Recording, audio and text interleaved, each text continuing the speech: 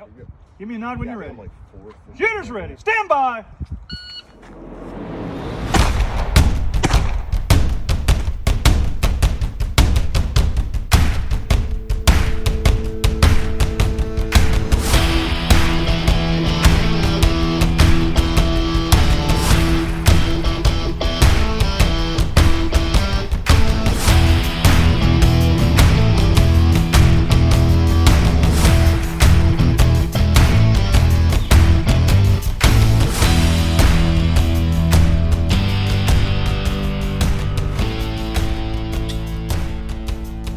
Hey everyone, this is Matt Gunlock from the Bulletin Bourbon podcast. I'm joined here with my co-host Frank Gow, and I have a very special guest. We have Nathan Drumm.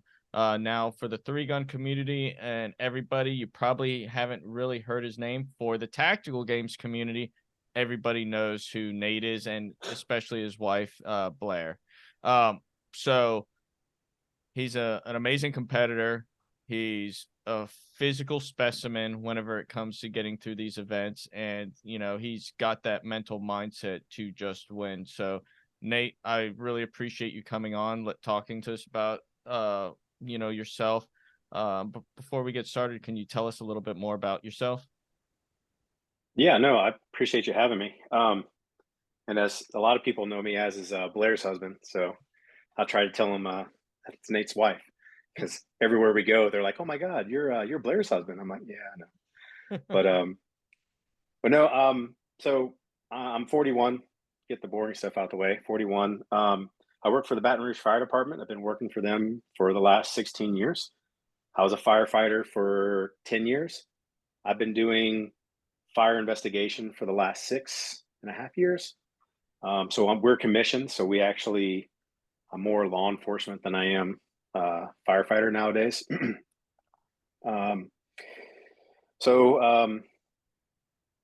My wife and I do the tactical games. We got started in 2019.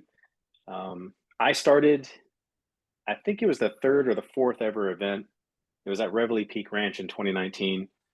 And my wife followed, and she came out for a few of them, and then she decided to jump in at the end of 2019 at JTAC in Florida. And my wife's a registered dietitian, and we own a meal prep company with all our free time. We do that on the weekends. And so we pretty much I work, she trains, and then we try and find time to shoot. And then we try and make people's food for them. No, that's awesome. So did you grow up in Baton Rouge? No. So I was born in Baton Rouge, but I left when I was 3. I moved all over. So we left Louisiana and we moved to upstate. So my dad's job wasn't the military, but we just went where the work was. Right. So we moved to upstate New York, and then we moved to 3 places in Georgia outside of Atlanta. And then from there, we moved to Tennessee, and then we moved to Washington State and Tacoma. And then we moved to a place called Issaquah in Washington. And we moved there by my 5th grade year. And that's where I stayed until I graduated high school and then went in the Marines. So kind of moved around a little bit. What kind of influenced your decision to join the Marines then? So my earliest memory, so my dad was in the Air Force. And I remembered when we lived in Georgia, my dad worked for Lockheed Martin. Mm-hmm. So he worked on aeronautical when he was in the Air Force, and he did QA/QC work. And so when he was working there, we always got to see the planes, and we got to see what I thought was the military. And I just said, like, that's it. That's what I want to do. So that was what, 3rd grade. Mm-hmm. And I said, Dad, I'm going to be in the military. He's like, all right. And then I just was in my mind every year. I was just like growing up. I was like, I'm going to be in the military. I'm going to be in the military. And when we moved to Washington, by the time I got into high school, they actually had a Navy ROTC at my high school. And I got into ROTC, and I was like, yep, this is it for me. I was either planning on going in the Navy or the Air Force. I actually wanted to get into marine biology with being in the Northwest. It really interested me. Did a lot of job shadowing as a marine biologist. I was like, I might just go in the Navy. wouldn't have helped me any, but seemed like a good idea to like a freshman in high school. Um, then my junior year of high school, a lot of my friends came back from Marine Corps boot camp. And I mean, I knew the Marine Corps existed, but I just was like blinders. I knew where I was going. Hmm. And I saw my friends come back, and it was clear it was different. And I know people say that all the time, like they're like, "Oh, these guys came back from boot camp and it was different." But it was just so you were around a lot of people, obviously from the Navy, the ROTC program I was in, and when I saw them, I was like, "Nope, that's different." And it was more of a challenge, and it was harder, and that's what I wanted. So my junior year, I made the decision, and that's also about the time I signed up in the DEP program, which is the delayed entry program. If you're not familiar. Um, and I told my dad, I was like, I think I'm going to join the Marines. And he was like, oh, he's like, son, what are you doing? And I'm like, he's like, no, it's going to be fine. It's going to be fine. He's like, no, why are you going to the Marines? I was like, because it's going to be amazing. And he's like, well, what do you want to do? I was like, I don't know, infantry. And he's like, hard no. He's like, I'm not signing any paper for infantry. You got to choose another job. He's like, you got to find something that's going to be applicable in the outside world. I was like, all right. So, small story, like my recruiter was actually from Louisiana. So we had a little bond.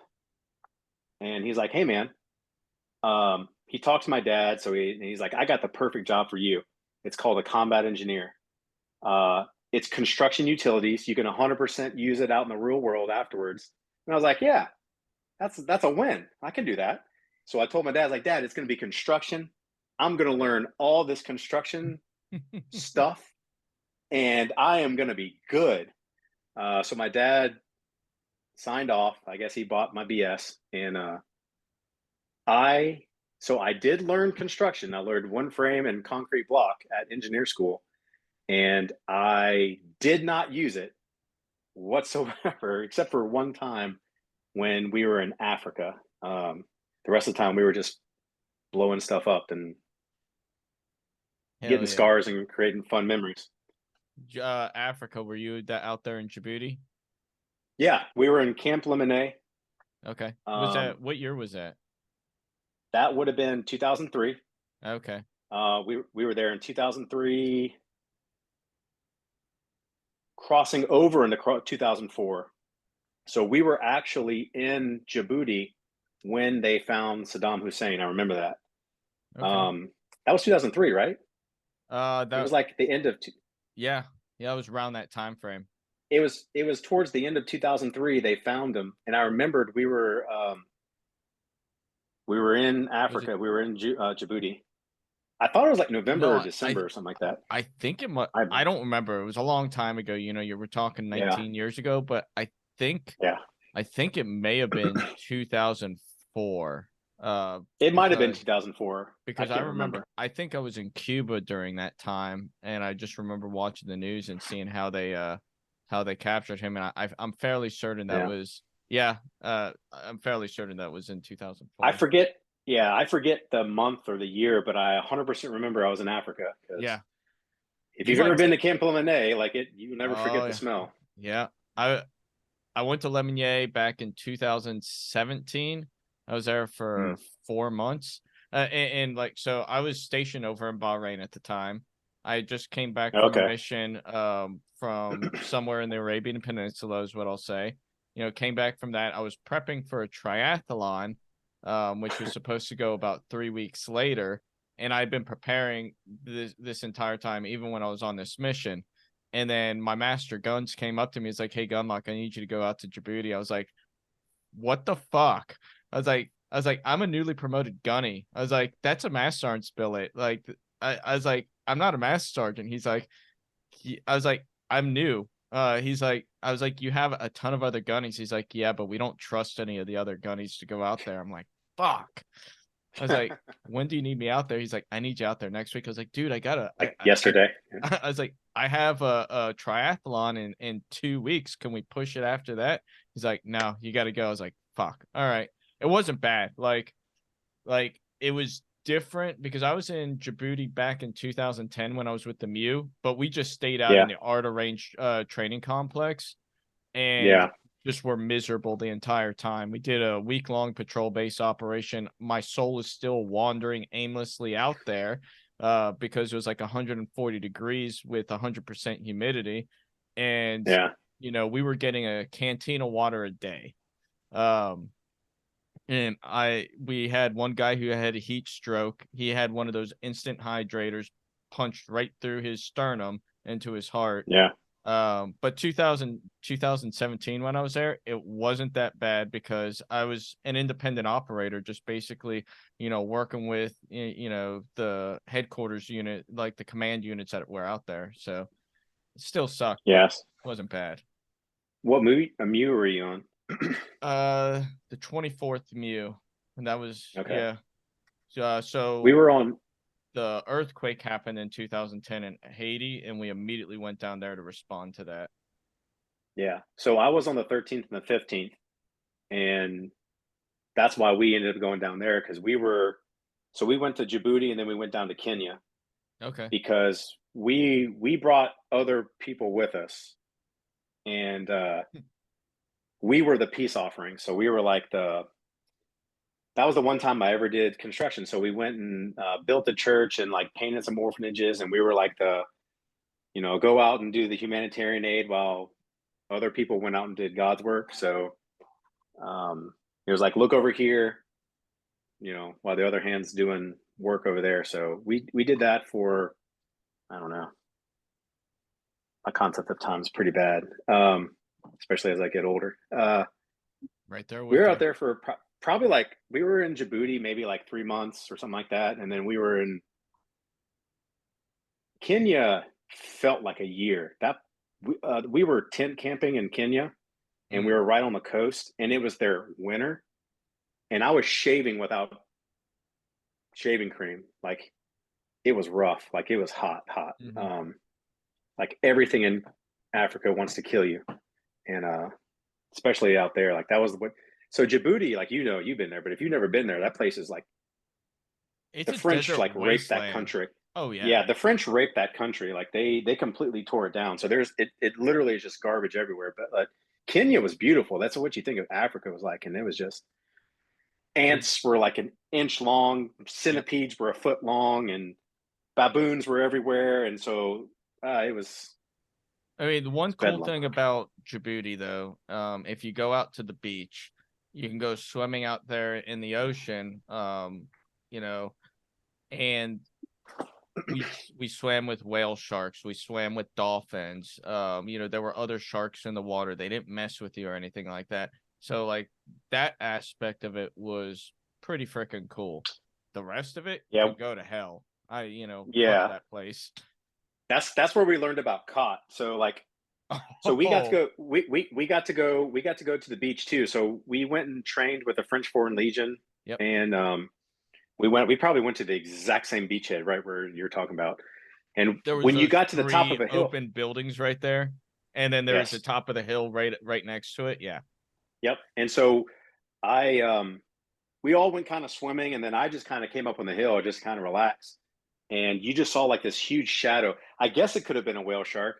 We all thought it was a great white. And so it was just the biggest thing we'd ever seen in our life. Like, it was massive. And I was like, not getting back in the water there. So, but yeah, so we learned about caught.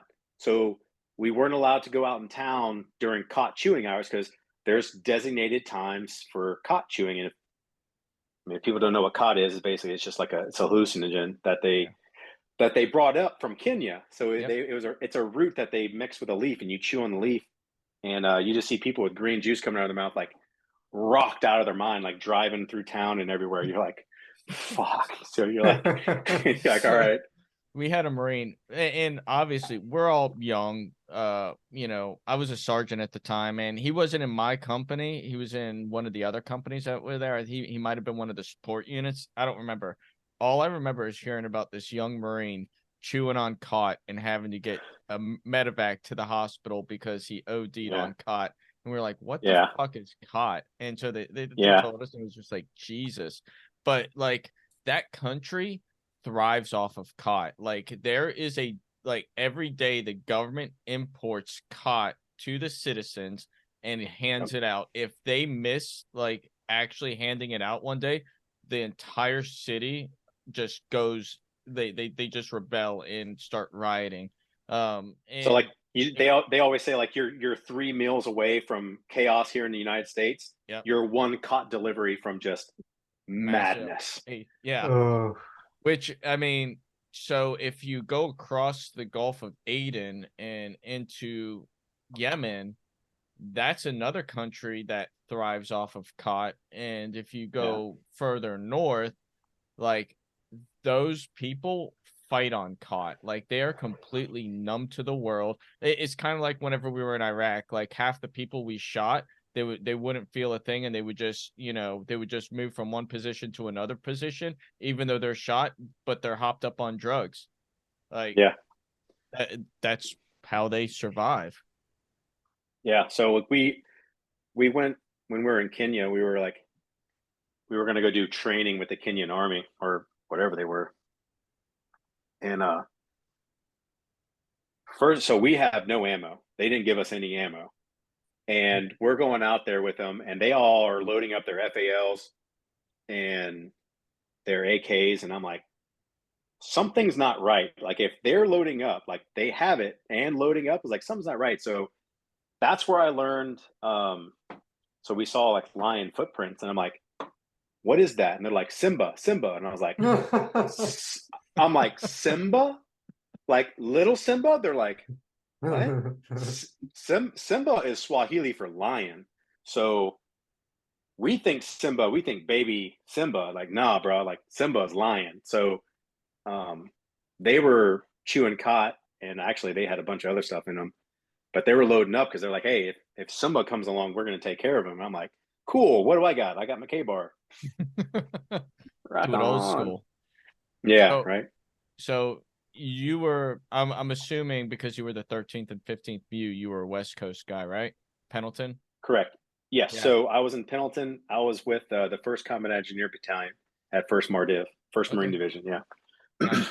And other than doing that MEU and going to Djibouti and Kenya, any Iraq or Afghan deployments?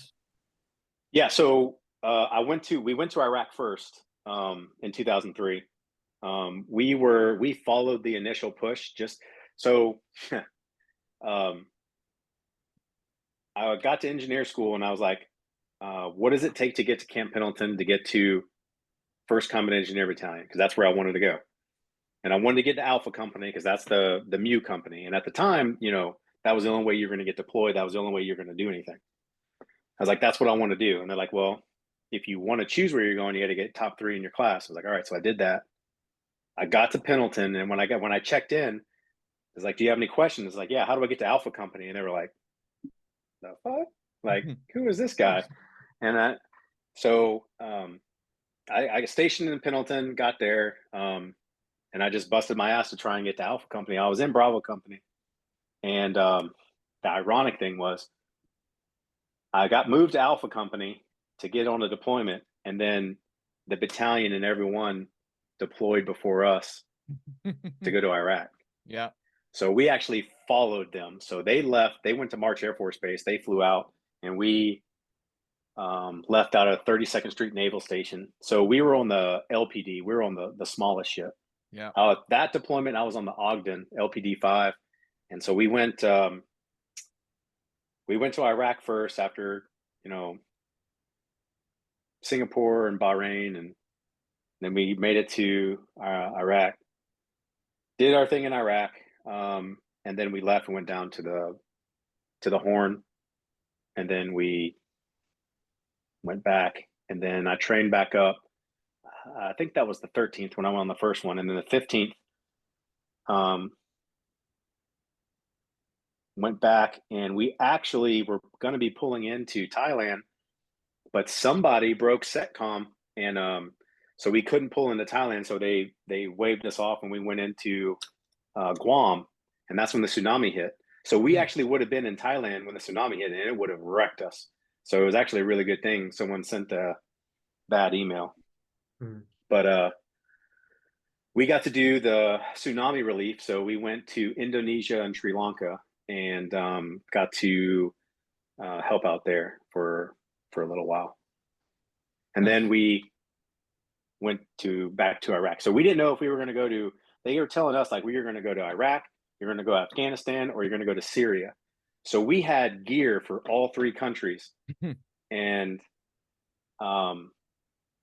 we ended up going back to Iraq. And so we like, well, what are we going to do with all this other gear? Like, well, you're taking it with you. So we went to Iraq with cold weather gear for Afghanistan. Makes sense. Because Marine Corps. Yeah. So, Yes. there's a really cool picture we got when we were in Singapore in triple canopy. We're in desert tricolors, and then when we got into the desert, we're in green tricolors. So Makes and then we total put sense. so underneath it we framed it and we're like your government dollars at work. So it's funny. What year was that? That was 04 going into 05. Okay. Because the tsunami hit in 2004 in December, if I'm not mistaken. I think, yeah, it had to have been. When you went to Iraq, who just where did you go in Iraq and who did you support? The first or the second deployment? Second. So we went straight to Baghdad International. Okay. So our mission was to go to Rocket Alley, which was in the Babel province. So we were just outside the industrial district of Baghdad, and there was a big issue with a lot of rockets and mortars being used. So they tasked us with. We had just got the brand new. So people call them mine detectors, but they're really just metal detectors. So Yep. the PSS 12 was the normal metal detector, and they had just come up with the PSS 14, which was the ground penetrating radar. Excuse me. So we were the first ones to be using that. And so what would happen is they were burying it in the ground. So they were putting like 500-pound bombs in the ground. And so you had to be foot mobile the whole time because they had actually blown up an Abrams. Because I think up to this point, this is 2004, and I think we had only lost like 1 to 2 Abrams in like the whole conflict up to that point, I think. And one of them was in the canals where we were at because they had put like 2 500-pound bombs in the ground and just like trashed it. So we were foot mobile the whole time, going in and out of Fob Falcon. And we would basically just go through and our job was just to go through and find weapons caches and blow them up. And that's what we did. We did that for a whole deployment. Now, I mean, I'll say combat engineers have a near and dear place in my heart. So I love you guys. So in 2005, when I was over there, we were on Operation Matador, and half our squad, a whole fire team either got killed or wounded. And like our platoon leadership basically told us, like the 4 of us that were left, that we're gonna split you up into the rest of the platoon. We were like, fuck no. We got into this together. We're gonna keep fighting as a squad. Even as 4 guys are like, fuck. So they attached an engineer team to us, and the team leader was a guy named Baldwin, and like him and I actually connected this past December, January timeframe, and it was the first time we've talked since 2005. And so like for the rest of that operation, we had engineers operating as O3s, clearing house to house with us, and anything we needed blown up, like it got blown up. Like and Baldwin would make some of the craziest freaking charges. I remember we were in the city of Karabla, and we had just pulled into this city, and so we hit the first house. I run up to the roof. I'm a saw gunner at the time. I post security, and he's like, "Hey, Gunlock, I'm gonna go put a charge on that wall right there and create another entrance into it." I'm like, "Cool, dude, you go do your thing." Like, happy go lucky. And with the amount of C4 that was in this charge, it had to have been 2 sticks of C4 total. There wasn't a wall left. And here I am on a rooftop, and I just have cinder block pelting down on top of me. And I'm just like, what the fuck, man? What was that? He's like, sorry. Yeah. So to answer your question, I didn't answer before, but we supported 1-1. Okay. And so we were with them, and I don't know if they still have 0351s or is it 0352s, the assaultmen. That's 0351s. They're gone now. Yeah, I think they're gone. So assaultmen did exist for a while, and we used to train them on demo. And so there was always there's a formula for how many pounds of C4 you need for something. It was P equals, and there's a formula that goes along. And we always joke. Yeah, correct. Your net explosive weight, correct. Yeah. And so we were, we'd always joke with them because like with them, it was always P equals plenty. Slap another one on. Here we go. And well, that's how we operated. We used to stick a C4 on every single door we encountered. They gave us so much C4. We had satchels. Satchels. Yes. So like when we got in country, so for those who never got to play with it, like a satchel of C4 comes with 16 sticks, and they're 1.25 pound sticks. So you would be 20 pounds in each satchel, and they were just giving us satchels upon satchels upon satchels. And I'm like, bro, we just need some TNT, really? They're like, nope, C4. You're like, all right, here we go. And so you were just like sending it with C4. I was like, good Lord. I carried I carried a satchel of C4 on me at all times over in Karabla. And it was like, hey, here you go. Here you go. So it helped us out. So like when you would find a weapons cache, like that's what you would do. You'd ribbon charge it down, and that's how you would blow it to make sure, because what you had to make sure was you didn't blow it up. Yep. You wanted to shear it, and you wanted to destroy it and tamp it and make sure it went down.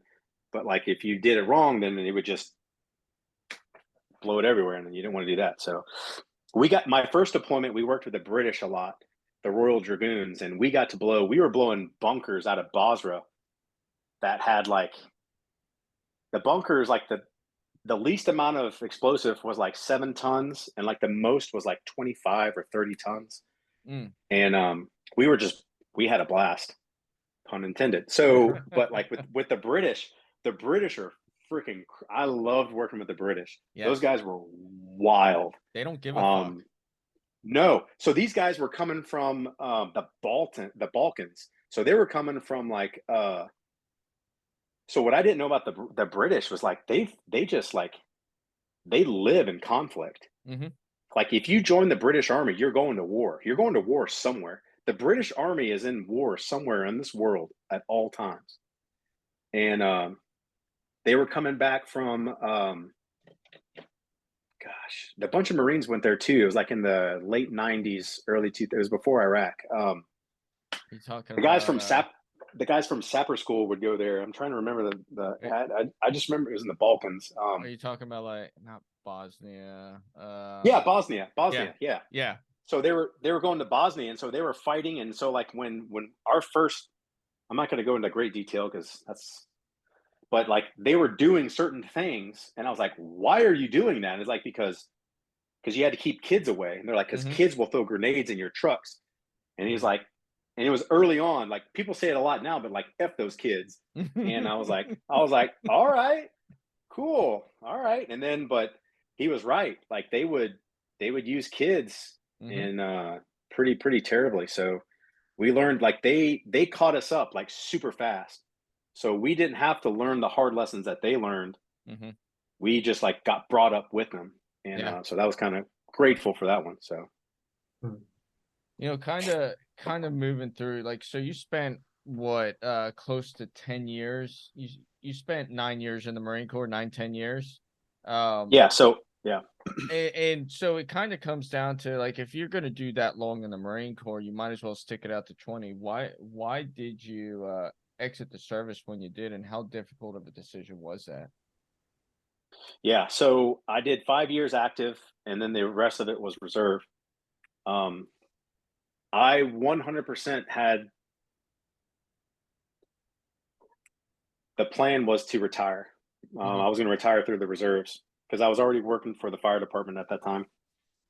And so the only reason why I got out, I was kind of telling you earlier. So the reserve unit I was with was in 323 out in New Orleans in Belle Chase. And I was attached to H&S company of an infantry unit. It was a big difference for me because I was used to being in division. So I was not used to being in H&S. So it was kind of weird. Plus I had to lat move into radio operator. Oh, and wow. So I had to go back to school at 29 Palms for RTO school. And that was my life in the Marine Corps. We'd go, well, I don't know what they call it now. I think it's Mojave Viper or whatever they want to call it, but it used to be called CAX. Yeah, it was CAX, Mojave Viper, ITX, MRV. Yeah. It's whatever.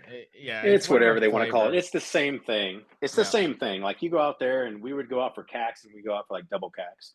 So I guess you can tell by the time frame you're in the Marine Corps is what you call it.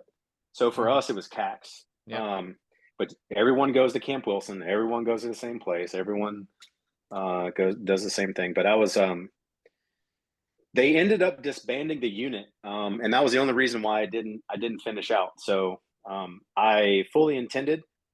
I mean, if you're 10 years in, you might as well finish. I mean, in my opinion, if you re-enlist once,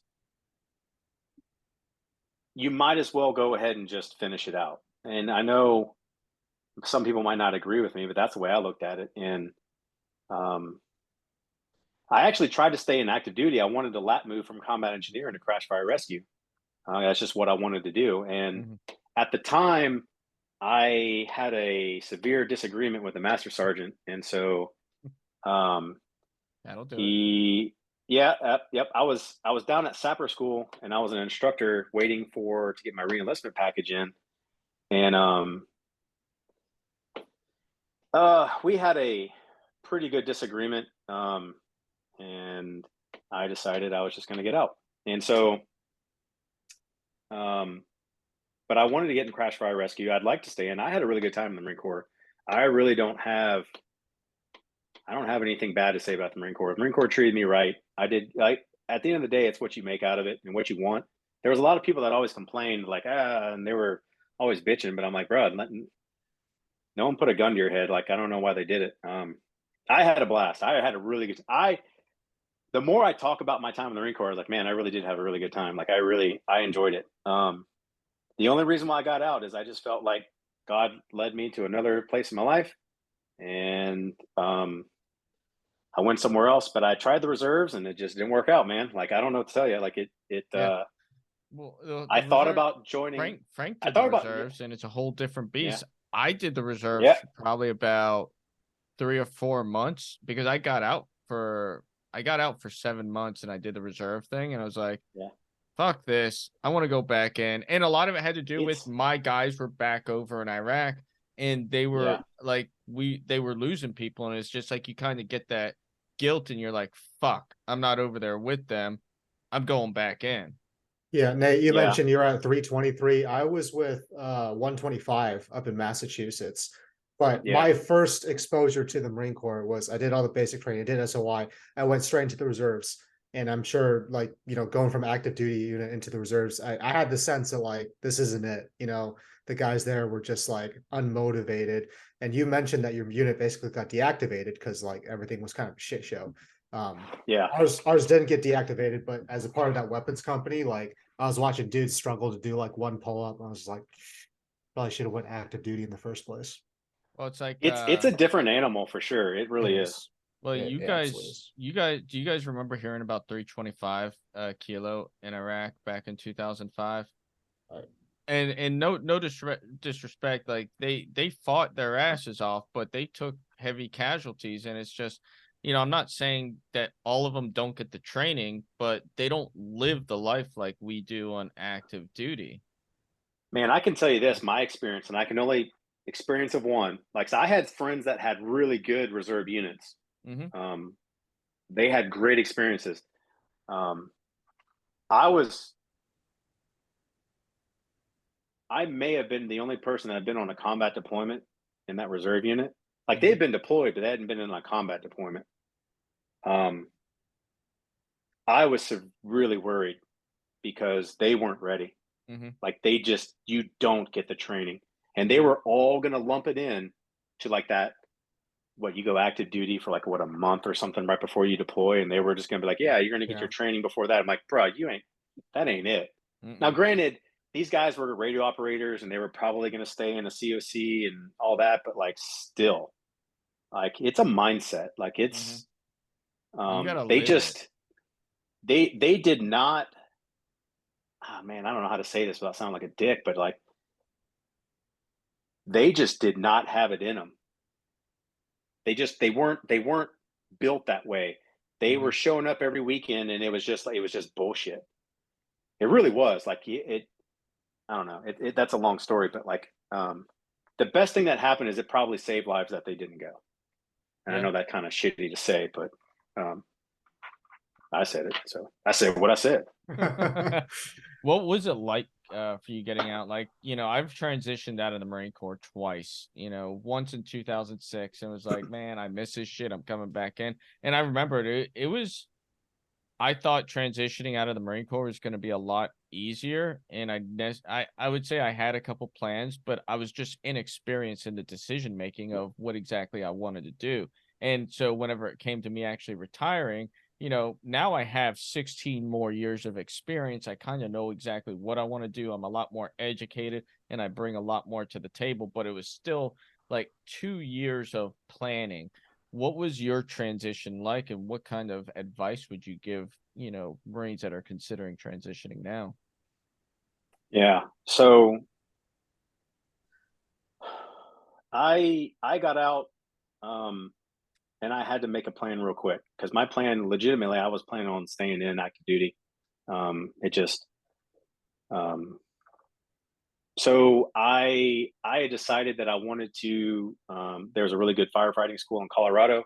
I did my research. I didn't leave because I had seen people get out and they didn't have a plan, and it was not good. Like that's where, and I feel like that's where a lot of guys get depression and they have loss of worth and direction, and purpose, and they're just like, what do I do with my life? Like I did all this meaningful stuff. I was someone in the Marine Corps, and now I'm like, what am I? It's like, well, you also have to help yourself. So that's the first thing I would tell them. Like if you're about to transition out, don't be a turd and just like pop smoke and get out and be like, yeah, I'm just gonna party and I'm gonna do whatever. Like have a goal. Like my goal was to go into school. I wanted to go to, I went to Pikes Peak Community College in Colorado Springs. They had one of the better firefighter schools programs in the country. And so I went there.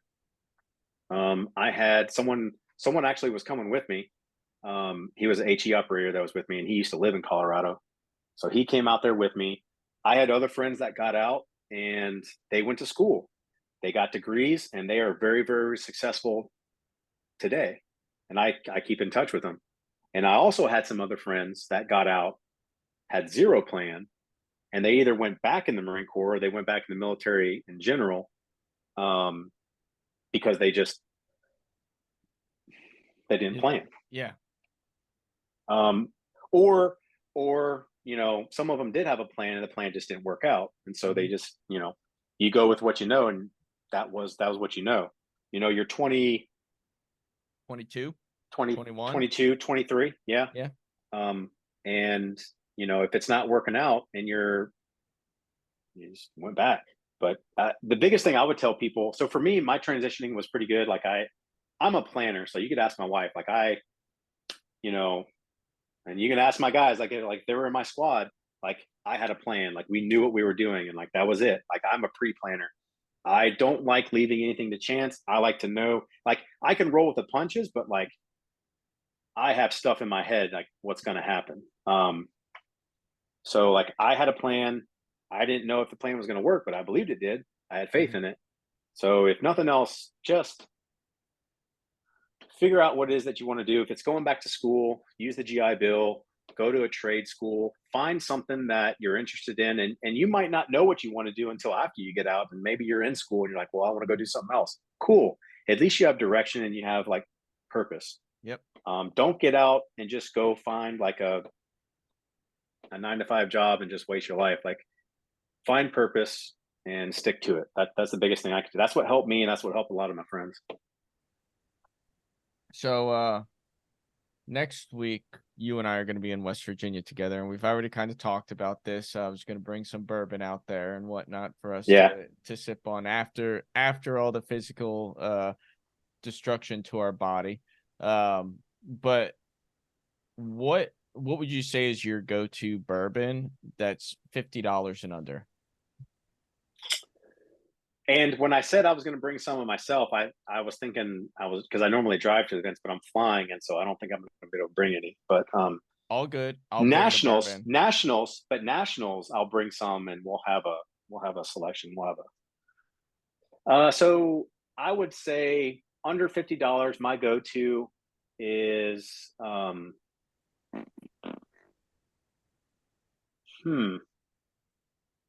just one. Three. I usually go Cool. off three.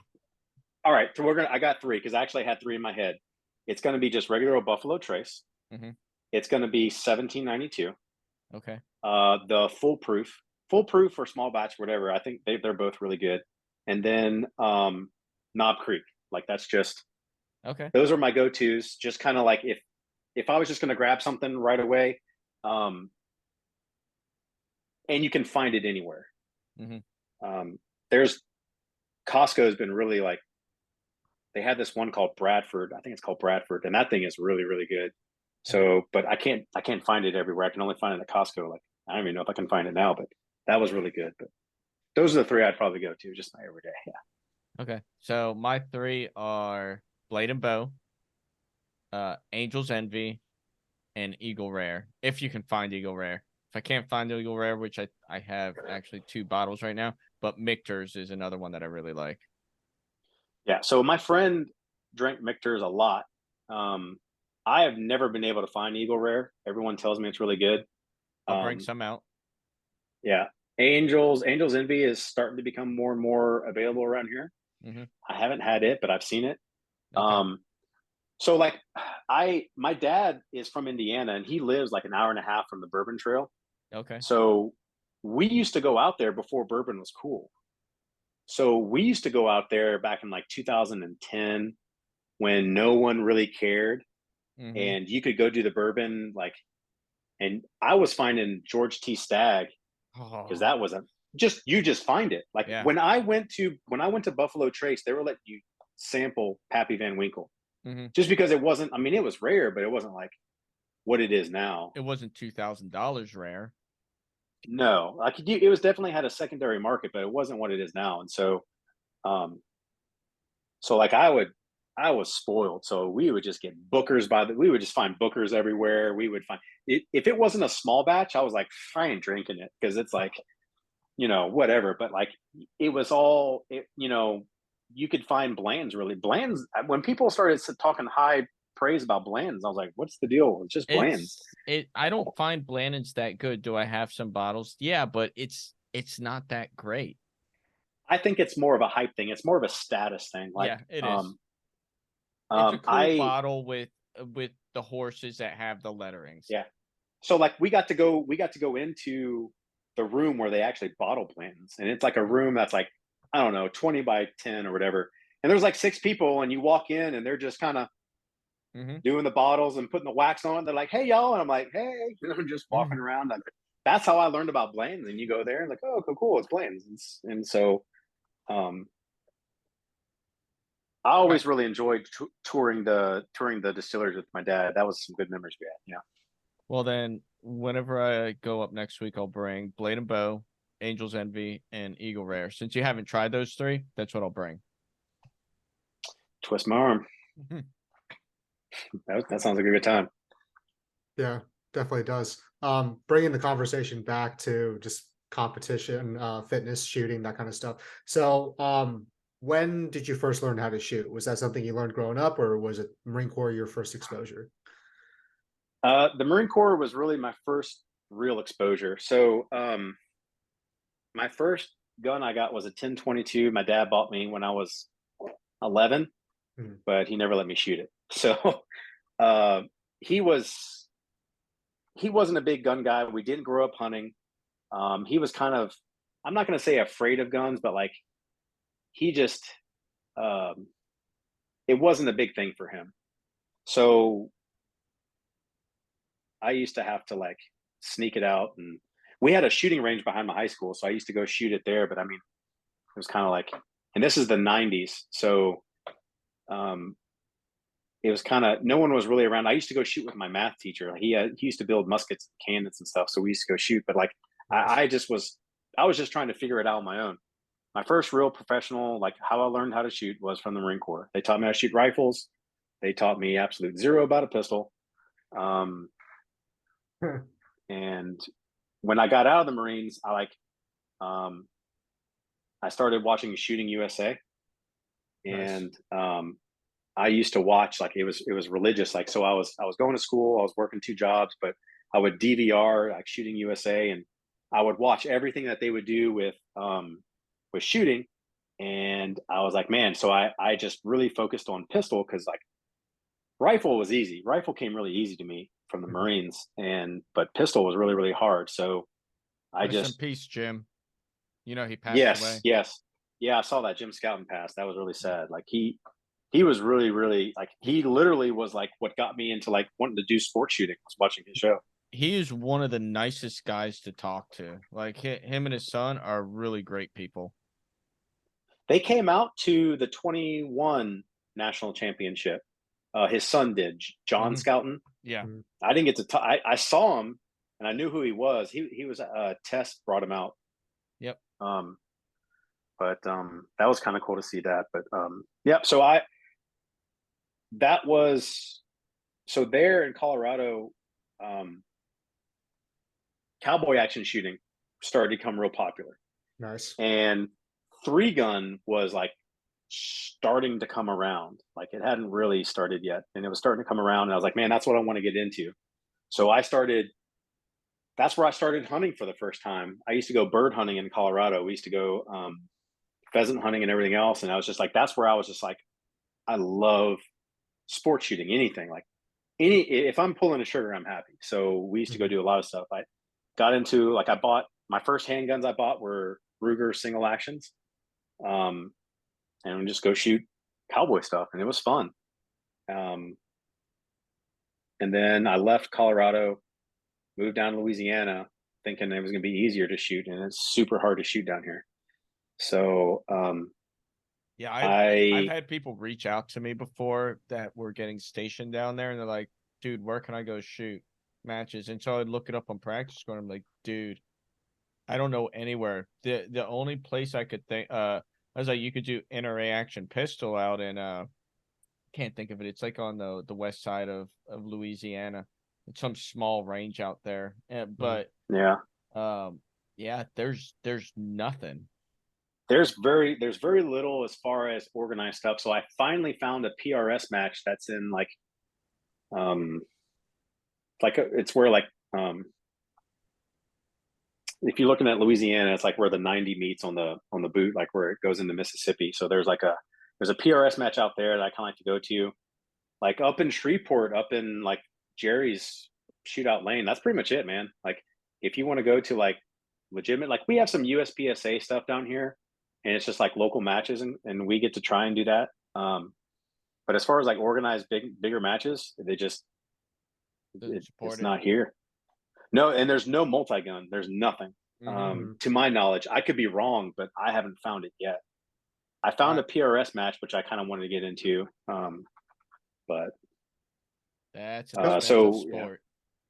Yeah. It's all expensive. Oh yeah. Like friends try like, hey, are you get a gun? Like, come out here, shoot PRS. It's like, dude, like I'm already involved in like 2 sports. You know, at one point I was involved in like 3 different sports, and it's just like, dude, I don't have the time nor the money to shoot all of it. It's a lot. Yeah. So I used to work at I worked at a gun store for a long time when I was working part-time from the fire department. And so I had bought a Ruger Precision thinking I was going to use that to get into, because I really wanted to get into PRS before I got into tactical games. that's just precision rifle has always just been like really interesting. It's always been like really, really cool. And I got the Ruger Precision, and I don't know, I started reloading, and I reloaded my first 100 rounds, and I don't think I fired more than 100 rounds out of that Ruger Precision. But I ended up, so before I met my wife, I was doing CrossFit, and I used to compete in CrossFit a lot, like local competitions, and it was just fun. Like I wasn't going to the games or anything. Like it was just local competitions, and it was just something fun for me to do, and it challenged me and helped keep me in shape for work.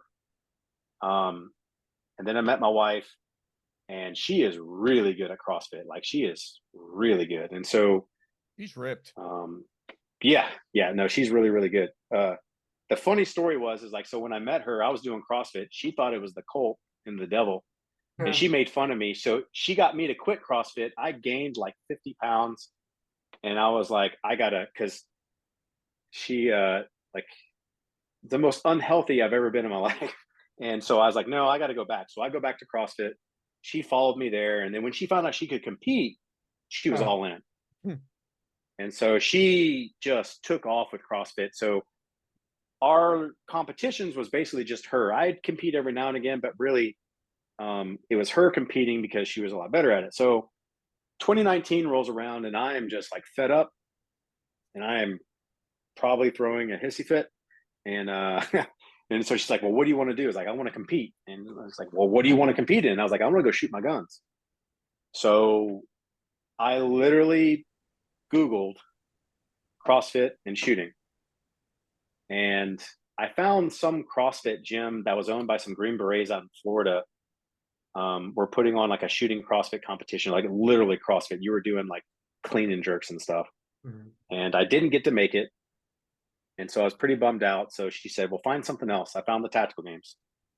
And I signed up, and we were both like, I don't know how we're going to do this. We drove out we had never been out in Texas before. So we just hopped in the car and drove out to Reveille Peak Ranch and did my first event. And I looked at her after that event. I think there was like, gosh, maybe like 50 people at the whole event.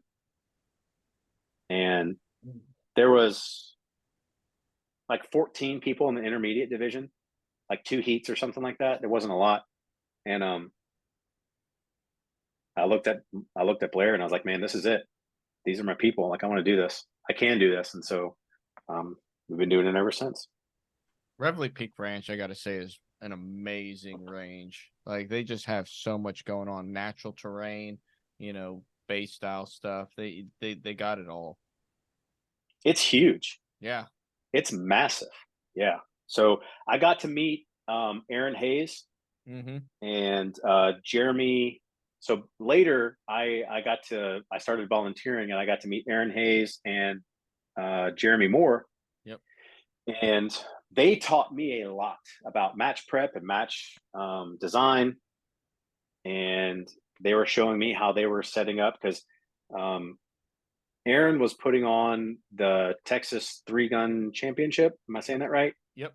And then Jeremy had the Vortex or the Magpul championship. They both had one. It was both at Reveille Peak Ranch, but I don't think Jeremy's happens anymore. Vortex shootout? No, I don't know. Something like that. Yeah. I think his doesn't, but Aaron's still putting on the Texas 3-gun. So I've been very fortunate. I've been around really, really talented people. I've learned a lot. So, excuse me. Yeah, really interesting to hear about your competitive journey, both through shooting as well as fitness. But I actually want to circle back. You mentioned that your dad wasn't really into guns growing up, but now that you're competing and you really know your way, I see all the reloading equipment behind you. Have you been able to influence him otherwise? Oh, my dad? Yeah. Yes. Yeah. So he, it's funny. Like, so it's my parents follow. So I have a YouTube channel because people were asking me to make YouTube videos on how to do stuff. And I wish I had more time to make them, because I have a ton of content. I just need to, I'm not a professional editor, and it's just me. So I'm trying to figure out how to do it. But my parents watch my videos, and they're like, so I got my dad to start buying guns, and he bought he started concealed carrying and he started shooting more. And so my mom even does it now too. So like my mom lives here in Louisiana, so like we'll go to the range and we'll go shoot. So no, it's definitely it's common. It's my dad is, it's life now. So it's definitely turned 180 for him. Yeah, I was able to have the same influence on my parents. We're all first generation Chinese immigrants, and we moved to California, and so no guns whatsoever. But now they're both gun owners. I've taken them to the range. They haven't gotten that far into it, but they're much more comfortable with firearms than they were before. I mentioned the reloading equipment behind you, but do you guys reload everything that you shoot at the games, or is that mostly for developing specific cartridges? So in the beginning, yes, I loaded. So it was just me competing. So I'd load all my own rifle and pistol. And then when Blayr started,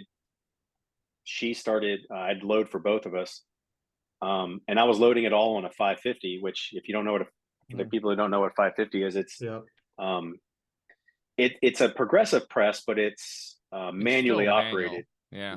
You have to manually place the case and also the bullet. And the bullet. Yep. And so it was taking me, so when it was just for me, I would load, I wouldn't load the bulk. In the beginning, I didn't load my bulk ammo, like my 55. I would just load my heavier ammo and my pistol ammo. And that still took a lot of time. So then when Blayr started shooting, I tried to load for both of us. And I was like, man, I can't do this. Yeah. Like it was taking me a week to prep everything and get everything ready for us. And so finally she's just like, well, I'll just, load my heavy ammo and I'll just buy everything else. I was like, all right. Then I might have been like 21. I bought a Dillon 1100. Nice. And that just changed everything. Revolutionized. Yeah. It's such a nice machine.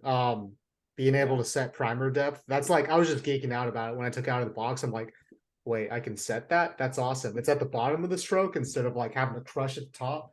I also ended up automating mine, and it's not, I don't think it's really meant for an auto drive, but it's working remarkably well. I feel like it is. I feel like the 1100 is made for auto drive. Dillon wouldn't warranty it, but like you had, I think Ammo Bot was the first one, and then you had Mark 7, which is, it used to be, no, Mark 7's always been Mark 7, but Lyman owns them now. So they have some really cool automations for the Dillon, and then obviously Dillon came out with their own that they warranty. But I actually was looking at the Mark 7 on their Apex 10 and all that. Because honestly, I got the 1100 because it had on press swaging. Because I was swaging by hand as a full secondary. I case prep would drive me bonkers. It just takes so long, and it's so dirty, and there's brass shavings and bullshit everywhere.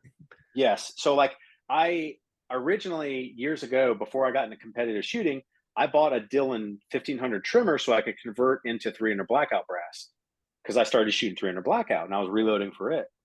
And so I was like, all right, cool. What I did is I made one case head just for case prep. So I would trim and do all that, and then I would swap it, and then I would do that. And then I was like, I hate to be that guy, but I think I'll just buy another press.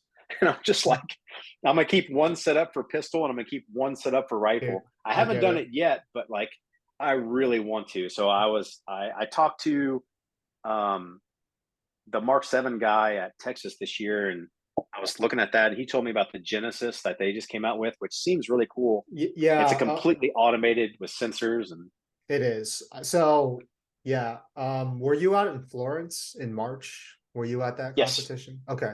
Yeah, they were out there. I didn't compete. I volunteered there. Okay. Yeah. So I was like, I went up to the guy at the Mark 7 booth. I was like, hey man, I'm gonna be straight with you. Like, most of these people don't shoot enough to reload. I think the people on this podcast right now are some of the few that actually load their own ammo. He did tell me that the Genesis you can't really take it apart like most presses. Like if something goes wrong with it, you kind of have to send it in. But in terms of what you're saying about having two presses, I have a 750 that I just for manual stuff, load development, and then I have my auto drive. The funny thing is, so for everyone listening, we're supposed to record this the night before, but my power went out and I was in the middle of a loading session. So I actually finished out the last 200, 300 rounds without any power. I just manually, I just grabbed cases from inside the case feeder and I just fed them in every 26 cases or so. I was wearing a headlamp. I looked like a total goon, but hey, I was still able to practice today, right? It's what you got to do. That's what a real reloader is about. Yeah, exactly. If if you guys aren't sure about what we're talking about, just reach out to us. Either Matt or I can set you straight in terms of reloading. So when I first started shooting competition and I first started reloading, I did everything on a single stage press. Everything. Pistol. Pistol? Yes, I did pistol on a single stage. Like I was a young sergeant and then newly promoted staff sergeant. I didn't have money. I did everything off a single stage. And like, you know how it is. I'd go out to the field most of the week, come back on a Friday. Saturday, I'd be at a competition. So Friday night, I am reloading pistol till 2:00 in the morning. And I got it to where I could do 100 rounds in an hour on a single stage. Damn. I thought that was pretty good. That's book. That is. So like I started when I was working at a gun store and me and my buddies were like, I mainly was shooting 45 and 308. So I was like, yeah, let's start reloading. So I started on a single stage press and rifle I was good with. I was like, yeah, this isn't so bad. Trim. Like I was doing a hand trim and like, all right, I get it. So we were starting pistol. I wanted to punch myself in the face if I needed to load more than 100 rounds on pistol. Yes. I was like, there's no way this is what people do. And then people told me about progressive presses, and I was like, yeah, that makes much more sense. My next press is probably going to be a Mark 7. Like I have a 650 right now, which I do both rifle and pistol on. Love the thing. Yeah. But I want to get I just want to be able to push a button and walk away. Yeah, so the main reason why I went with an 1100 over a 7, because everyone was telling me like, man, just get an 1150, like a 750, just get a 750, and I was like, yeah, but on stage swaging is a thing. Yes, and like it absolutely is. People were telling me like, but man, you're not going to have to swage most of the brass. I'm like, bruh, all my brass comes from a police range. It's all crimped. It's all military crimped. Yep. And they're like, well, we never deal with that. I'm like, where are you getting your brass? Because every bit of 223 brass I get is all crimped. All my 223 brass is crimped. So I'm still hand crimping. Yeah. You know, I'm hand swaging everything. Dude, it's rough. So what I ended up doing on my 550 is I found a company called Swage It. Mm-hmm. I've used that as well. Yeah. Yeah. So I had Dylan's Super Swager, and it is what it is. Like I did the tricks with the rubber bands, and I was like, so when I was at the fire station, it was cool. I was there for 24 hours. So like I used to bring my reloading stuff and I would just jam out there. But like now I work like Monday through Friday, and it's like I come home and I got a real life. Like now I'm married, I got a house to keep up, like a bunch of other stuff. And so it's like and every time I come in here and I'm reloading, my wife's opening the door. It's like, how long are you going to be in there? And I'm like, until I finish. And I was like, well, I'm going to be in there about 5 more minutes now. And so, so I tried to figure out the easiest way to swage. And so I found Swage It, and I put that on my 550, and it worked. Like I had to tweak it. Like when I first put it on, it wasn't working that well. And I had to like walk away for like a week and then watch some more YouTube videos. And then I realized I was doing it wrong. So like, okay, so then I reset it up, and that works okay. Like I think the 750 works okay for it too. I don't know. I think it puts a little too much undue pressure on the press. It sticks, so your entire like shell plate jumps really violently when you're that's what was happening to me on the 550. And there was something I was doing wrong. I had to like there was something I had to set up, and I forget what it was, but something I think it was like where the primer cup was, because you have to replace that. and we're on the this is 550, and it was but once I dialed it in, it didn't stick anymore, and it was fine. Because I was putting too much pressure, and it was sticking, and then you'd pop it, and the whole freaking table would just want to tip over. I wasn't a fan of that. I still use the Super Swage. I got a little label on it that says Patrick Swagey. It's my own little personal joke. So it's good times. Nice. But man, we could sit here and talk about reloading for quite a while because we all know quite a lot of it. Yeah. I legitimately love reloading as much as I do shooting, and like I'm that weirdo that does that. So like I will nerd out on reloading. Dude, it's so meticulous, and it requires. You told me you're a planner, and that told me. I think all of us on here are planners. Like having control over every aspect of your ammunition, and also there's a sense of ownership. Like when something goes wrong at the range, it's like, okay, well, it's my reload. You know, I messed up in some way, and now I got to go fix the problem. So yeah, I've definitely fucked up some things, but it's been really interesting, and I know a lot more about ballistics and just what goes into ammo now. And the ammo you shoot, you value it a lot more because that's your time, and that's your effort. But yeah, I want to circle back to the game. So you've put up some really strong performances, breaking flyer on that podium. Could you talk through your preparation for the games, both from a shooting and a fitness perspective? Yeah. So shooting wise, when before my wife and I had our business, I shot a lot more. We run our business on the weekend, so that takes up a lot of my practice time. So I'm fortunate. My job allows us to go shoot because we're law enforcement. So we practice, and I actually just went through firearms instructor school. So we have access to ranges and like shooting. So anytime I want to like test some loads, or if I want to run some drills, plus I run drills through my division, and so I kind of like marry it. So I try and do that. But I'll be honest, 90% of what I do nowadays is dry fire. I'm running through, I'm dry firing. I'm just trying to stay, because the perishable skill isn't shooting. Like it can be for some, but for me, you know, the fundamentals are always going to be there for me. So like sight picture, sight alignment, and the trigger squeeze, like I'm going to remember that.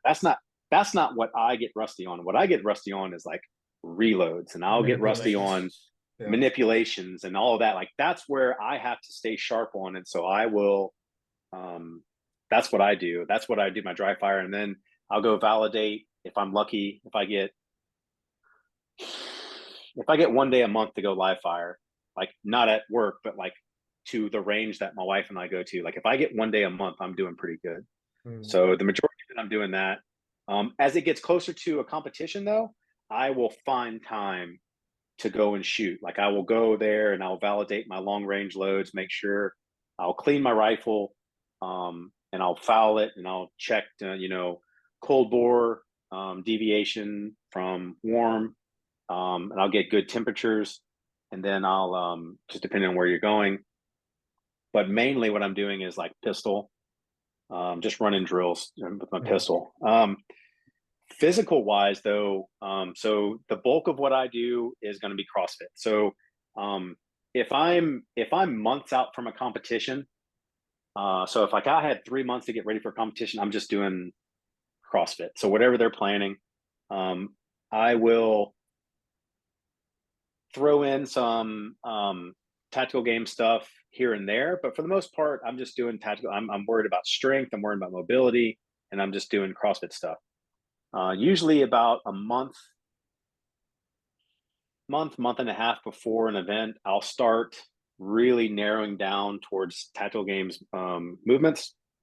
So odd object with being sandbags or farmer's carries, running. So I'm a decent runner, which I know I don't look like I'm a decent runner, but I run pretty good. And that's kind of almost, I have to like force myself to run because I know I need to run more. Now I'm a decent runner for a bigger guy, but like compared to these other guys that are just studs, like they just blow me out of the water. I need to run more. So rucking, I'll do yoke. So we bought stuff for our house. So I bought a yoke. We bought sandbags. bought all the stuff that we need to do, axle bars. And so we just do all that stuff. So we'll just do, well, my wife's a really good physical fitness programmer. So she'll come up with like good tactical game type like scenarios. And so we'll do those. And as it gets down to like, less than a month, and that's really all we're focusing on is like tactical game stuff, which is like doing some other like EMOMs and things like that. But like, and then there's a taper. So if you don't know what a taper is, that's just a term that like, so let's say next week we're going to West Virginia. So this is my last full week of just like normal hard training. Next week I start my taper. And so, Monday, might be a normal day, but I'm not going to work out past 75%. And then, Tuesday, I might just I'll focus more on mobility, and then maybe just some movements, sandbags or farmer's carry or whatever, just whatever seems appropriate. And then like Wednesday is just going to be like cardio, just on a bike. So kind of like mono work. So my wife calls it zone 2. Yeah, zone 2. So basically you keep your heart rate around 90 to 120, and you just do it for 30 minutes to an hour. And you just do monostructural work.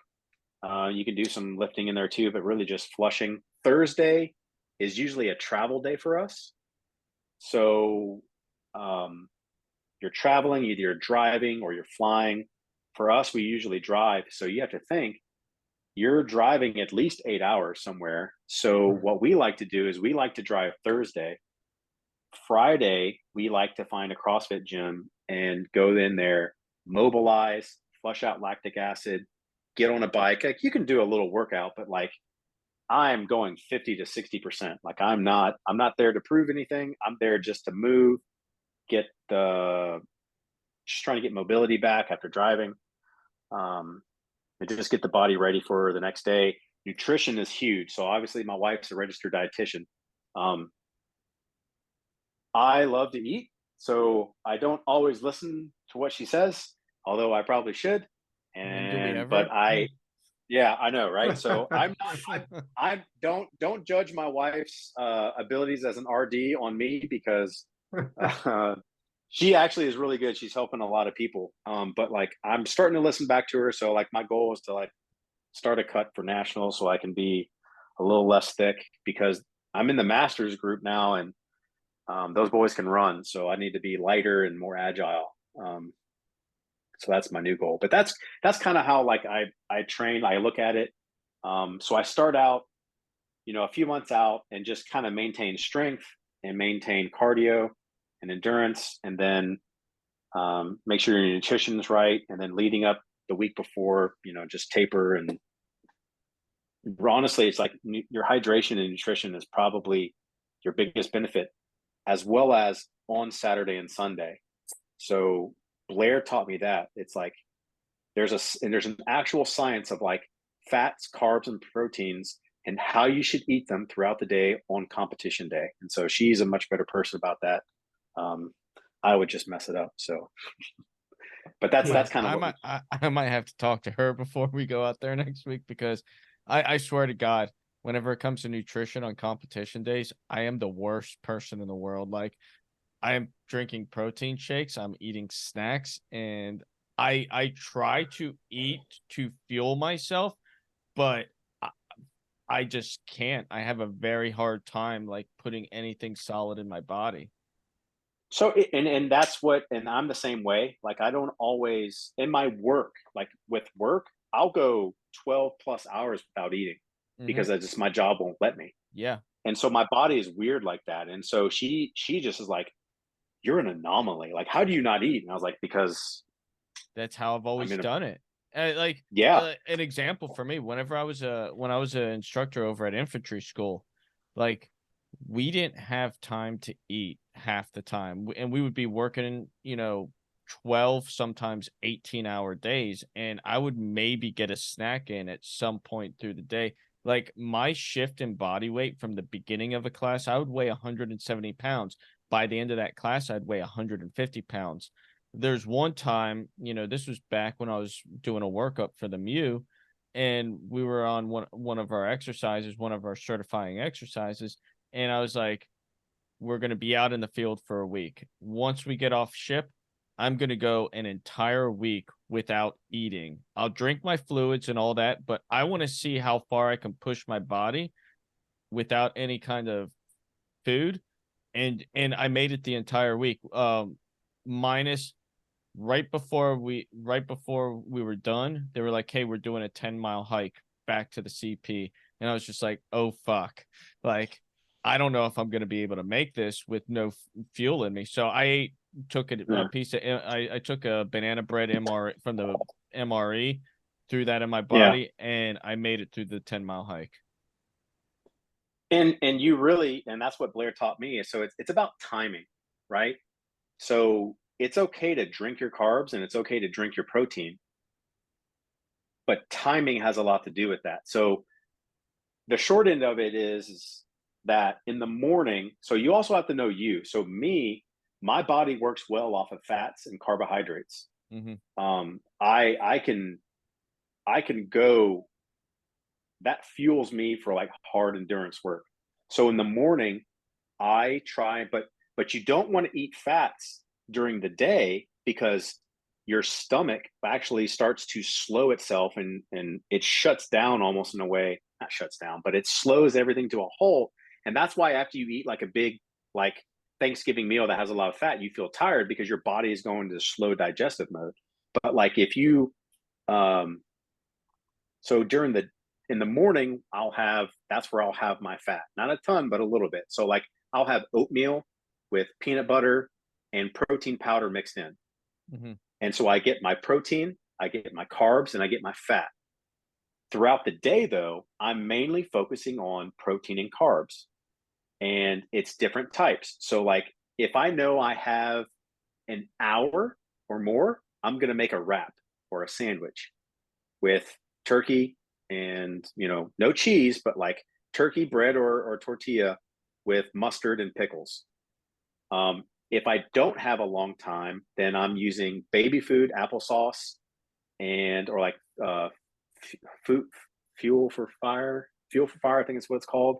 So it's like baby food, it's pureed stuff, and then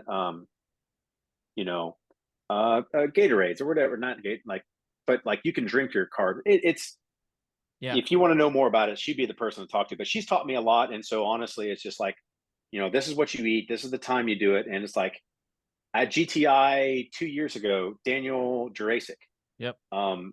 So Daniel Jurasic and I were competing in next to each other, and that was the first time they put an AMRAP in there, and he tanked hard on the AMRAP, and I just cruised on by. And he was like, he came up, he's like, "Man, I tanked." And my wife was like, "What have you been eating?" And he's like, "Well, I'm on keto right now." And she was like, "Well, that's your problem." And you have to fuel yourself. So here's the thing, like if you're going to fuel yourself for performance, get away from a fad diet. Like keto is not going to get you anywhere. Keto is something. So as a medical professional, like acidosis is not a good thing. And when you go into ketosis, like that's not great. And I know there's a lot of people who are gonna be like, "You're an idiot." I'm like, "That's fine. I don't really care." But keto is great for people who have a lot of weight to lose and have a hard time being physical. So there's somebody I know personally, and he was grossly overweight. He got on keto, dropped like 80 pounds, and then he started working out and he got off being keto. And it's because being in ketosis for a long time is not good for your muscular system, and your heart is a muscle. I mean, I'm not gonna get too excited off, but that's anyways. Fuel your body for performance. Couldn't agree more. But you mentioned that your workup to the games usually spans a month or even longer.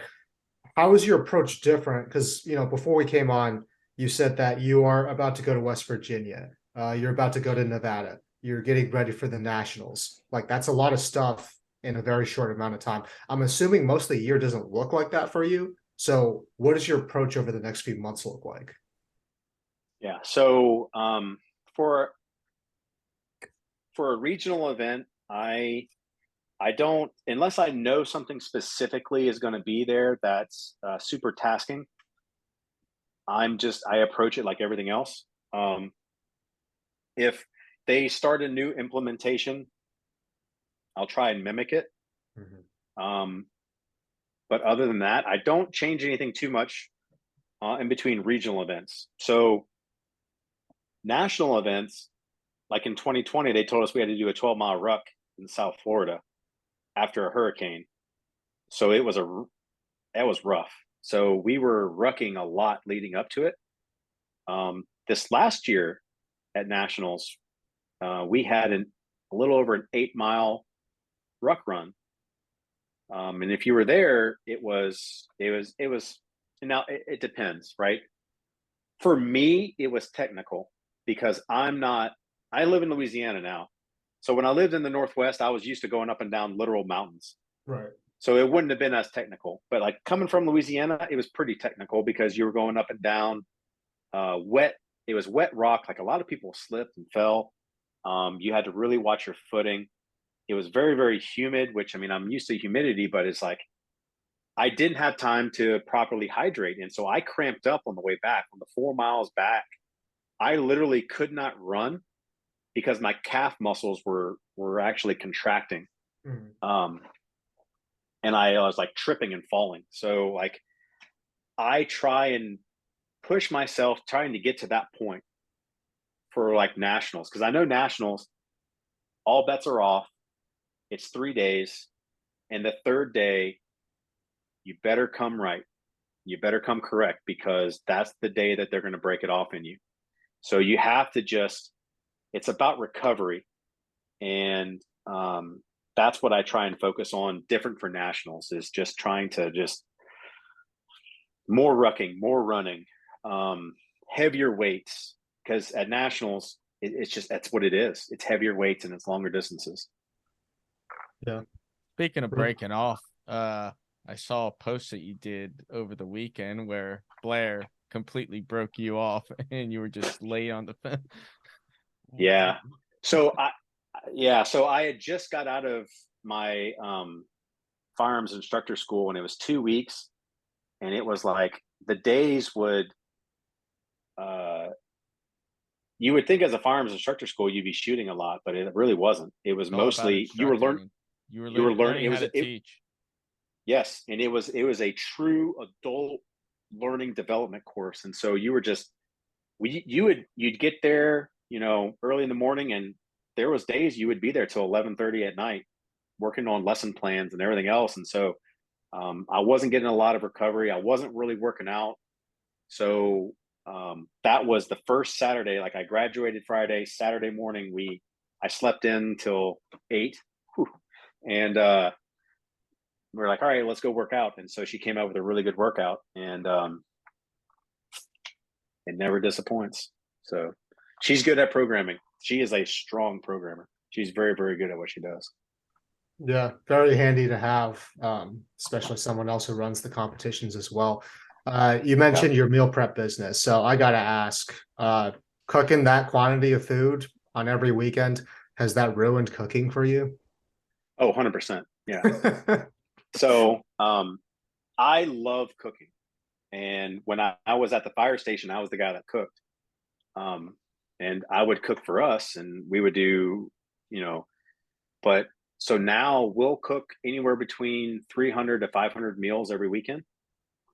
And by the time I'm done, man, like I'm done. Like I don't want to cook anymore. And so hopefully I've cooked enough to where I can have something afterwards. But if not, like we're going to go get something to eat. And cause I'm donezo. Like that is, it's rough. Yeah. Trying to get out of the kitchen. Completely makes sense. Was that your idea or was that her idea? It was kind of both of ours, but it was her plan. So the short story of it is that she was still in school at LSU in 2020, and obviously 2020 got sideways for everyone. She was a student worker at Pennington Biomedical Research, and she lost her student worker position. So we were actually driving back from GTI. We were competing in South Carolina at GTI, and we were driving back, and I guess that's like a 12 to 14 hour drive. And so she was like, man, what am I going to do? And I was like, you've always wanted to run, you wanted to start a meal prep business. Let's start it. And we literally designed our business plan on the drive back. And she started it. She first started it with, it was donuts, healthy donuts. And so the one thing that we wanted to do is we wanted to do it debt free. So we started donuts, and the profit we made from the protein donuts, we rolled into actual meal prep, and we did meal prep, and the profit we did from that allowed us to get into like the commercial kitchen we're in now and what we're doing now. And so we've done it. We can walk away right now and not owe anything. So our goal was to do it debt free. And so Blayr is also really good about that. She's very good about managing money. She's very good about planning. I don't have the time to devote to it like I want. So I'm very grateful that she's as good as she is. She's very good with the business. When I can, I try and help out, but I do all the cooking, and she does the nutritional background. So, she has FDA labels. She does make sure the macro counts are right, and all the science and stuff. I just do the easy part. I just have to cook it. So yeah, but I mean, it's a lot of work. Are you bringing in? It is. So like West Virginia. We stopped. Full disclosure, we stopped making the donut. Well, I never baked it, so I can cook, but I am not a baker. You don't want to eat my baking. It's bad. I for whatever reason, I cannot bake to save my life. Like, it's terrible. But I can cook really well. I can maybe talk her into making some, but no problem. Well, we have to fly, so probably not. Yeah. But if you're coming to nationals, we'll bring you some stuff.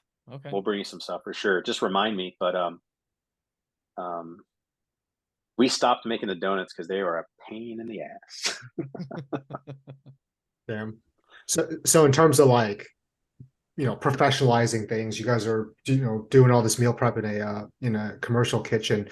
You guys started off as competitors, but you're now at the point where you're ambassadors for the games and for some of its brands. So I think a lot of people, would look at that and see that as something to aspire to. What's some advice that you have for newcomers or people that have been around the sport who might be looking to head in that direction?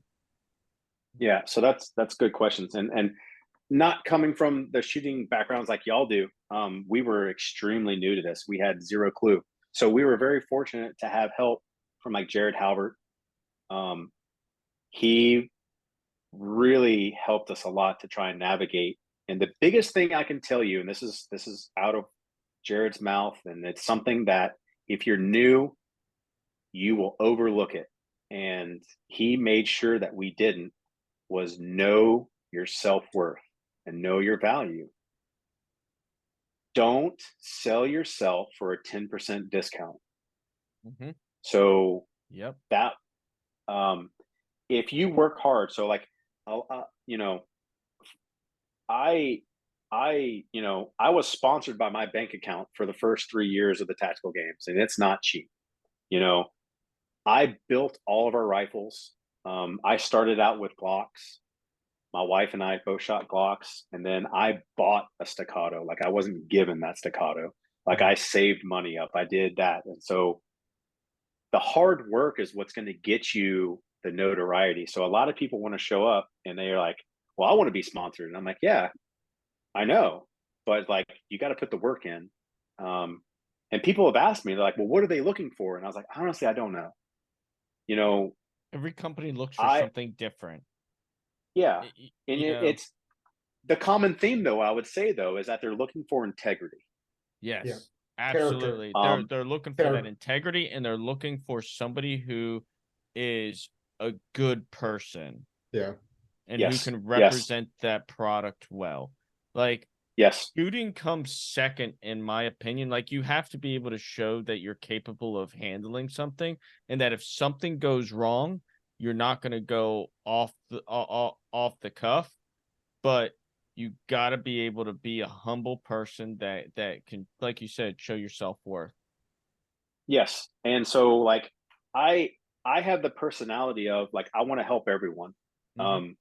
I've always been that way. So like in 2019, um, there was people that were struggling that have never like Kalarina, you know Kalarina. Mhm. I met That was her her. first. Yeah, I met her this past year at South Carolina. She was Blair's Yeah. partner. Okay. Um, so Kalarina was her first event in 2019 at Atlanta, and they were making us disassemble our bolt carrier groups and reassembling them. And she had never done that. And so I went over, I just saw her struggling, and I was like, I didn't know her. I was just like, let me help you. Like, gave her, and to this day, if you go up to her and you ask her and you tell her 11 o'clock and trumpet out, she'll know what you're talking about. Because I had to explain to her, someone that had never been around it, I was like, if you take the bolt face and the extractors at the 11 o'clock, you're always right. Hmm. And I was like, if you look at, and she was like, she was trying to put the bolt carrier in backwards. And so I was like, the gas key is the trumpet. Trumpet plays out. Trumpet goes in. And she's like, she remembered it, right? So it's like I always try and find people to help them. Like that's just, I don't know. My dad did instill that in me. It's like if you can help somebody, help them. And so I think maybe that might have been something that sponsors had seen, and because I'll help anybody. Um, A lot of people don't get and that though. A lot of people really, like I'm the same way, whenever it comes to the action shooting stages, I know like in tactical games, a lot of people don't really know how to navigate that. And so I'll sit there and I'll walk through, hey, move over here, shoot these targets from here, move over here. And they're like, why are you telling me how to beat you? It's like, I'm not telling you how to beat me. I'm telling you how to best maneuver through a stage. I want you at your best. Like because they still that's have to do it. yeah. Yeah. Yeah. So and that was something that, so I didn't come from another shooting sport, and so I didn't know any better. So like I was always from the tactical games, and from Jump Street, we are always like trying to build each other up and trying to help each other out. And I would talk to like Jared and Gil, and you know, I've met a lot of phenomenal shooters. I mean, I don't, if I don't say their name, it's not because I don't care about them, but like I've met a ton. Daniel Racing, Jay Christensen, Mm-hmm. just Just tons and tons awesome of like people. yeah, just good people like Aaron Hayes, Ben Hayes. I don't know, man. Like I probably forgot more people than I can imagine, but like they all teach me something, and it's like they all are impressed by the tactical games, is that we're all willing to help each other, and we're Yeah. all willing to give you the information that you need to beat us. Mm-hmm. And it's exactly what you said. Like, I don't want to beat you on your worst day. I want you to beat you when you're at your best, and we can sit there, shake hands, and be like, "Man, you got me." Mm-hmm. And you know, that's how it is. And so, like, I think, I guess that's not how it is in other shooting sports. I've heard that It's it's really not. not. It's not. So I guess I'm a little. I love working with new shooters. I introduced 2 new shooters at a USPSA match this last weekend, and it usually means that I'm not going to be competing at my best. But I think it's more important to get new people invested in the sport because we're really small. There's not. I mean, the people have barriers to shooting guns, and people have barriers to shooting guns competitively in that manner. So out at Florence, right? They introduced those TAC-2 gun stages, and I would just tell people my plan, and I would tell them why I was doing these things. And I'll be honest with you, I saw some guys execute like transitioning the way I told them to, and that made me happy. Like I like to see that kind of stuff. I am Yeah, it's like I am learning. saving those people months, like months and years of what it took me, just like sheer brute force to learn, and they're able to pick it up just like that. Like that's great. Yeah, I think at the end of the day, I want to compete. I want to do well. but if I can share with the community, and that's also in its own way, it's a different kind of satisfaction, right? Oh yeah. And yeah, and that's something like you to be able to be genuinely invested in other people's success. That's one of those character traits that, when you see it in somebody, that's not really a fake thing. Like that's pretty genuine. And I imagine, that's what your guys' sponsor saw in you. Yeah, so we've been very fortunate. We always feel weird telling people about my sponsorships because I'm like, I don't want to feel like I'm being braggadocious because I was just like, but like we are sponsored and I like telling about the sponsors. So it's like I'm sponsored by Hayes Custom. My wife and I are both sponsored by Hayes Custom. We're both sponsored by Sons of Liberty Gunworks, and we're both sponsored by Under Armour. Blayr is also sponsored by Safariland, and she's one of their cadre. And I think I just got on with her core program. I got added to like an Instagram group. I'm like, who is this? I'm like, let's go. Okay. But Safariland's been really good. But even having said that, I got to meet the Blackhawk people. Those are phenomenal people. Like they don't work for Blackhawk anymore, but those were like super cool people. So it's like the sponsors that come out are really, really good. Blayr has more sponsors, but like you said, the number one thing is like it's how you interact with people, and it's if you are a good ambassador, because you have to be a good ambassador to being a good human, but also to the shooting sports. Because like the shooting community has like, for people who don't shoot and have no idea about shooting, the social media, like if you believe everything from like the news and social media, like shooting is the devil, right? And it's like it's really not. And so you have to be a good steward. You have to be a good ambassador, and you have to show like we're good people. And like one of the biggest thing is Robert Brantley. You familiar with Robert Brantley? I'm not. He's a big PRS guy. He does King of 2 Mile, and he does like precision rifle stuff. But he's big in like the precision rifle world. And just so happened that he's a country boy. When you hear him talk, he's from Louisiana. He's from North Louisiana. And like when you hear him talk, he's like, hey y'all, But like, and he was driving one day and he just found a bunch of kittens on the side of the road. And he filmed all these kittens just coming out of the road. And he became Insta famous for this kitten video. So he started getting interviews about the kitten video, and they said, well, who are you? What do you do? Oh, I'm a professional shooter. And you saw their faces just change. And they're like, but you saved those cats. And he goes, yeah, I still got them. He goes, I figured you would have just murdered him right there. And he wow. I don't know Robert, but I watched him give this interview, and I'm just like, that's a good dude. Like he's a good dude. Like he understood the assignment. Like it was his time to be a good ambassador to the shooting sports in it. And if it turns one person positive to shooting, like he did it. And he actually helped. Like a lot of people were like, man, I guess that's shooting people are okay. And I think that's really what the goal is we're trying to like Mike McKelson, like Mike from Sons of Liberty, like he said it really well. So when he was wanting to get in the tactical game space, he's like, we're trying to like show that shooting guns is normal. This is a normal thing. Like this is for Americans, it is normal. It's in our history. It's in our blood. And it needs to go back to that. Like people need to realize like this, it's a normalized thing, man. So yeah, that's I think if you do that, you'll do good. Just be a good dude. Yeah, couldn't agree more, dude. That's spot on. So we've talked a lot, wide range of topics. We've talked about whale sharks in Djibouti. We've talked about blowing shit up. We've talked about reloading. But at this point, I'll turn it over to you, man. Like, what's on the horizon for you guys? What are you psyched about? Anything you want to talk about? The floor is yours. So the obviously next week is the West Virginia team event, which is obviously one of the coolest events you can do for the tactical games because it's the team event. Last year, so the first year I did it with my buddy Zach. Last year I did it with my wife and my wife and I are competing again this year, so that's going to be really fun.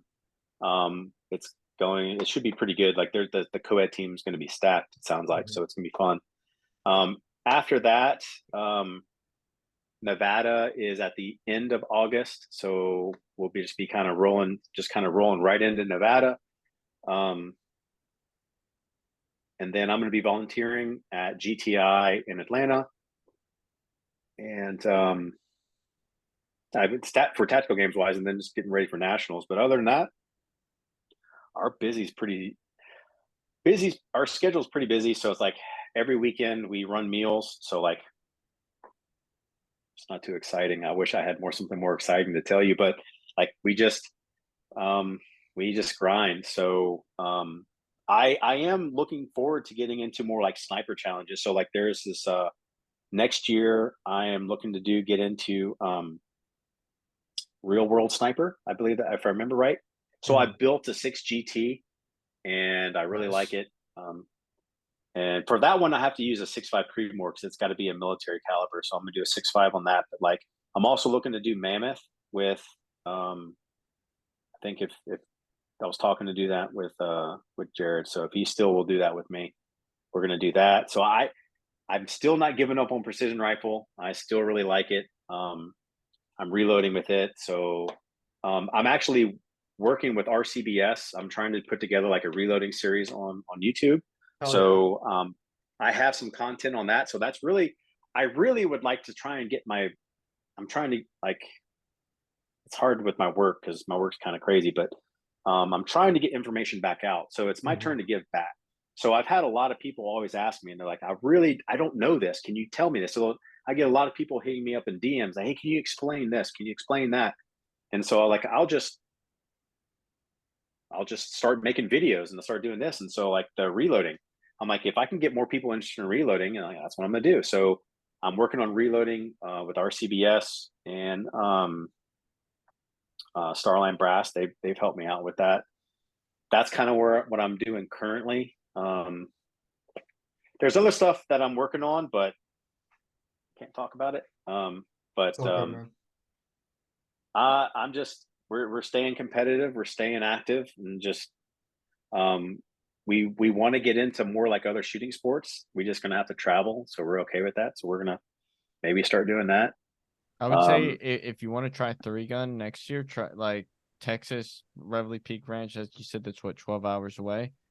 That's it's like 6. It's not bad. It's only about 6 hours. Yeah. That'd be a good match to go to. That'd be a fun one. There's a lot of good people there. But I will say, if you don't have a partner for the team match next year, we should be partners, Biggie and Smalls. Deal. And then they'll probably throw something in there. You have to fireman carry your buddy. I'll be fine with you, but you might be struggling with me. I think I'll be all right. Yeah, you'll be good. I might be thick, but I'm dense. So how much do you weigh? So right now I'm sitting at 230, but my goal is to get. I could get you, no problem. The first tactical games I did, I carried somebody who weighed 250. Yeah. So I was carrying Zach, and I think Zach was, Thor. Like, that's what I'm talking about, Thor. Yeah. So big fella. I don't want to hurt his feelings. I don't know how much he was, but he weighed more than me. And so people are like, "Oh, you're going to carry him?" I'm like, "Hell yeah!" So I just popped him on, and we ran with it. So yeah, I mean, that'd be fun. That'd be a good time. The advantage that we have is that we had to do this at some point in our careers, and we had to get good at it, or we would be hurt all the time. It's true. Yeah. So my squad leader for my first deployment, my first Alpha Company platoon, my squad leader, Josh Buck, he's like 6'4", and he was at the time like, I don't know, 260, 280. And so I was the 240 gunner. So I was always the bigger guy. It was me and a Russian, like a literal Russian from Uzbekistan. So we were always like, all right, you got Buck, you're going to fireman carry him. And we were going up if you're familiar with Pendleton, that was like Recon Ridge out in the Horno and going up the fire breaks. And so Yeah. I was used to carrying big heavy weights. So Yeah, those hills are no joke. That's no. That's one of the few things I miss about California is the hill, being able to run those hills. Yeah. It definitely made you a better athlete for sure. Oh yeah. I think Absolutely. one of the worst PT sessions I ever did was when I was at Advanced Mortar Leaders course. We did a 3-mile stretcher carry run, and they didn't pick a small guy to be on the stretcher. They picked the biggest dude in the class, and we were broken down in squads and everything. And so they probably picked a guy that was probably around 220, 230 pounds. And so you had one person on each corner, and it was a squad of people. So everybody else was carrying water jugs, the 5-gallon water jugs. We were carrying mortar increment tubes filled with cement. Like everybody had something, so there was no rest. Every time that stretcher got put down, you had to do 10 Thai burpees. Then you picked the stretcher back up and kept running. So we had the only thing that we did that was similar to like that is like when we were in sapper school, you had sapper snakes, which were basically just like telephone poles. Yep. And you had to carry them up the mountains. Like you had to go up. Yep. It wasn't First Sergeant Hill because First Sergeant Hill was probably like a 60-degree incline, but you had to go up on the ridge. And I remembered like that was probably one of the more distinguishing moments where I was just like, so this is what embrace the suck means. Because people always say that. And you're always like, oh, okay, embrace the suck. But like when you have a no joke telephone pole slapping you in the face and like everyone's different heights and like we went through boat school. We went through SOTG boat school. So it's the same school that SEALs go through. Like it's that same school, motor appreciate. And we were in Coronado Bay in February. So they had guys hyping out. We're in Mustang suits looking like Ralphie's little brother, like running around. Like that had nothing compared to like Sapper school was that was special. That was interesting. So that telephone poles and 7-ton tires. They give you a real appreciation for life. I think my brain is pretty much like data dumped a lot of stuff just so I can just deal with more trauma. So there's only so many penguins that can fit on the iceberg, right? That's 100% correct. But yeah. Well, Nate, we keep it pretty simple. Like we don't. Our most exciting thing is when we get to go compete. So yeah, no, you guys are doing a lot of it, and you're doing great at it. But hey, thank you so much for your time. Thank you for giving us insight into different parts of your life, your preparation, and everything that goes into you, like being a competitor and a brand ambassador. This was a really great conversation.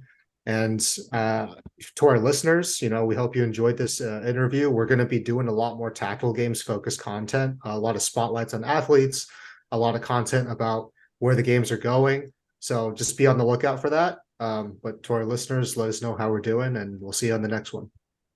Appreciate you having me. Absolutely.